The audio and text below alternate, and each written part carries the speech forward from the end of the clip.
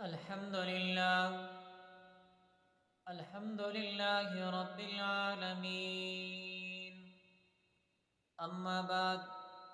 سامعین محترم، گزشتہ درس میں نصف النہار شرعی اور نصف النہار عرفی سے متعلقہ تفصیل بیان ہو چکی۔ آج کے درس میں اسی سے متعلقہ ایک اور اہم مسئلہ آپ کی خدمت میں عرض کرتا ہوں۔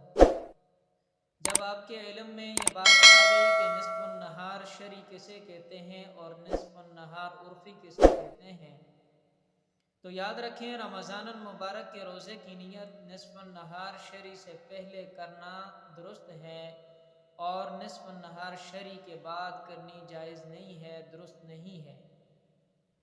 اسی طرح نفل روزے کی نیت بھی نصف النہار شرعی سے پہلے کرنی درست ہے، صحیح ہے، اور نصف النہار شرعی کے بعد نیت کرنی جو ہے درست نہیں ہے۔